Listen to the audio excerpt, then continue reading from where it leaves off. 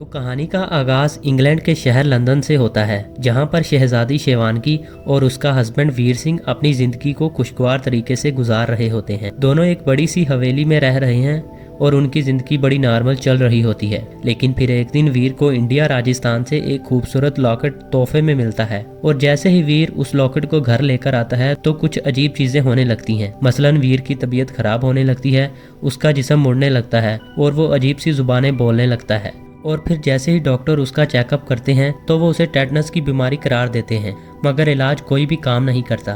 खैर कुछ समय के बाद उस घर की नौकरानी केसर माँ कहती है कि यह कोई बीमारी नहीं बल्कि काला जादू है। ये सुनकर शिवानगी को भी केसर माँ की बात ठीक लगती है। खैर फिर शिवानगी मजबूर होकर इंडिया वापस चली आती है ताकि किसी आमिल या बाबा से मदद ले सके। इसके बाद शिवानगी एक आमिल के पास जाती है और उसे अपना मसला बताती है। वो कोशिश करता है लेकिन वो उस बदरू से हार जाता है और उसे एक और शख्स जो कि इन चीजों का मास्टर है उसके पास जाने का मशवरा देता है। उसका नाम है मेवार बाबा। और यहाँ कहानी में एक बड़ा सच सामने आता है। दरअसल मेवार बाबा असल में जय सिंह गुज्जर होता है, यानी कि शिवानगी का पुराना आशिक।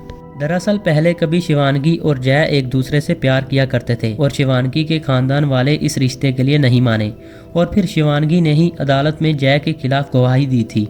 फिर जय को झूठे केस में 5 साल की जेल हो गई थी, यानी कि जय के साथ बहुत नाइंसाफी हुई। खैर फिर प्रेजेंट में शिवानगी जय से जाकर मदद मांगती है। शुरुआत में तो वह इनकार कर देता है, लेकिन फिर आखिरकार वो लंदन जाने के लिए राजी हो जाता है। लंदन जाकर चेक करने के बाद जय को पता लगता है कि ये सारा कुछ लॉकेट की वजह से हो रहा है। तो जय एक मंत्र पढ़कर उस लॉकेट को दरिया में फेंक देता है और सब लोग समझने लगते हैं कि सब कुछ अब दोबारा नॉर्मल हो गया है।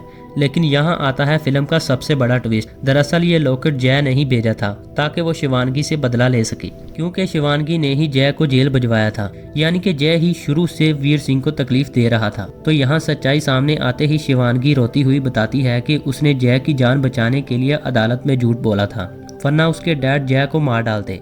ये सुनकर जय को काफी बुरा लगता है और उसे अपनी गलती का एहसास भी हो जाता है। खैर अब वो वाकई ही वीर की जिंदगी बचाने का फैसला करता है। फिर किसी तरह से जय बदरू को बोतल में कैद कर लेता है और फिर कब्रिस्तान जाकर उस बोतल को दफन कर देता है। लेकिन किसी तरह से वो रूह दोबारा आजाद हो जाती है। जय का गुरु उसे बताता है कि ये बदरू किसी की जान लिए बगैर वापस नहीं जाएगी।